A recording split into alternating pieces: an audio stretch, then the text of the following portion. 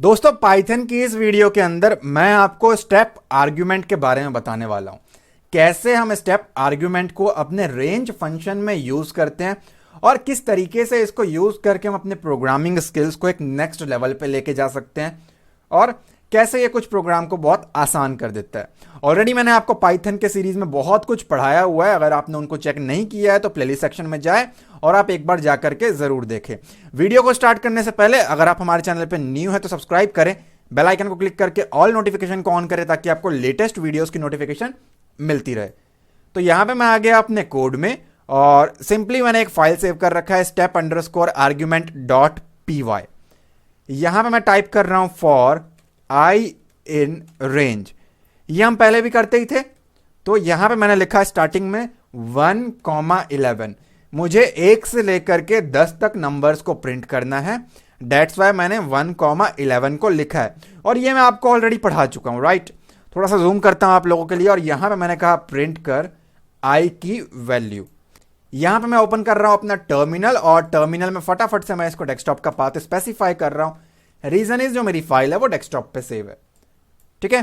तो यहां पे मैं आने के बाद डेस्कटॉप पे आ गया और इसको रन करने के लिए हमें लिखना पड़ेगा पाइथन step_argument.py। तो आप चेक कर सकते हो स्क्रीन के ऊपर 1 2 3 4 5 6 7 8 9 10 परफेक्ट, ये प्रिंट हो गया। लेकिन ये तो नॉर्मल है। अब बेसिकली मेरी रिक्वायरमेंट है स्टेप आर्ग्यूमेंट की। देखिए आप इसको स्टेप समझिए, स्टेप बाय स्टेप। हम जब किसी लेडर यानी कि सीढ़ी के ऊपर चढ़ते हैं, हम स्टेयर्स के ऊपर जब हम चढ़ते हैं सीढ़ी, तो क्या होता है, एक एक कदम आगे बढ़ाते हैं हम लोग, एक एक स्टेप आगे रखते हैं, राइट। कुछ ऐसा ही है ये। यहां पे ये जो कहलाता है आपका, ये 3 आर्ग्यूमेंट पे काम कर सकता है, लेकिन करंटली हम 2 आर्ग्यूमेंट के अकॉर्डिंग चल रहे हैं, राइट। जो पहली वैल्यू है ये कहलाती है आपकी स्टार्टिंग वैल्यू यानी कि स्टार्टिंग आर्ग्यूमेंट, स्टार्ट आर्ग्यूमेंट। जो दूसरी है वो है आपकी एंडिंग आर्ग्यूमेंट, एंड आर्ग्यूमेंट, ठीक है। Start argument, and argument, comma. अब अगर मैं यहां पे कुछ लिख दूं तो ये बन जाएगा आपका स्टेप आर्ग्यूमेंट, ठीक है।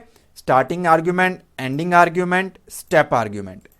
अगर मैं सेव करूं और दोबारा मेरे टर्मिनल को ओपन करूं, क्लियर करके रन करूं, तो आपको कोई भी डिफरेंस देखने को नहीं मिलेगा। रीजन इज बाय डिफॉल्ट 1 ही होता है, आप लिखो ना लिखो। इसका क्या मतलब है कि एक एक स्टेप आगे बढ़। तो 1, 1 के बाद 2, 2 के बाद 3, 3 के बाद 4, ऐसे करते करते ये 10 तक गया। लेकिन अगर मैं इसको 2 कर दूं और सेव करूं, यहां पे आकर के मेरे फाइल को मैं क्लियर करूं और रन करूं, तो आप देखोगे 1 3 5 7 9, ठीक है। तो ये आपके ऑड नंबर्स आ गए इस रेंज के। ऑड और इवन का प्रोग्राम मैंने आपको कराया हुआ है, उसका और भी कुछ ठीक है, मॉड्यूलस वगैरह हम यूज करते हैं, लेकिन ये उससे ज्यादा इजी है, ठीक है। अगर किसी रेंज के बीच में फाइंड आउट करना हो तो लूप लगा करके विदाउट एनी फॉर्मूला। अब इससे क्या हुआ, ये 2-2 का स्टेप ले रहा है, यानी कि कहां से प्रिंट होगा, 1 से प्रिंट होगा 10 तक। लेकिन 1 प्रिंट होने के बाद 2 प्रिंट नहीं होगा क्योंकि 2 का स्टेप है। 2 को छोड़ेगा, 3 को प्रिंट करेगा, 4 को स्किप करेगा, 5 को प्रिंट करेगा, ऐसे ही 9 को प्रिंट करेगा, 10 को स्किप करेगा, लेकिन 11 तो है ही नहीं, उसको इग्नोर मारेगा और ये टर्मिनेट हो जाएगा, ठीक है।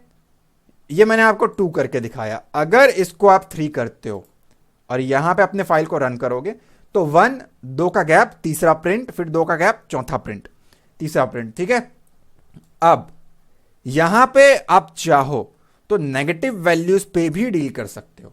अगर मेरी रिक्वायरमेंट है 10 9 8 7 से लेकर के 1 तक प्रिंट हो तो क्या होगा, तो मैंने कहा 10 से लेकर के कहां तक जाना है, 0 तक।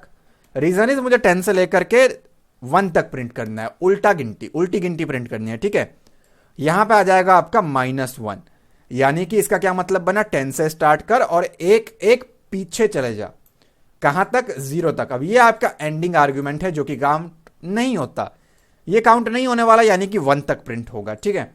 तो अगर मैं इसको यहां पे क्लियर करूं और अपने फाइल को रन करके दिखाऊं तो आप स्क्रीन के ऊपर चेक कर सकते हो 10 9 8 7 6 5 4 3 2 1।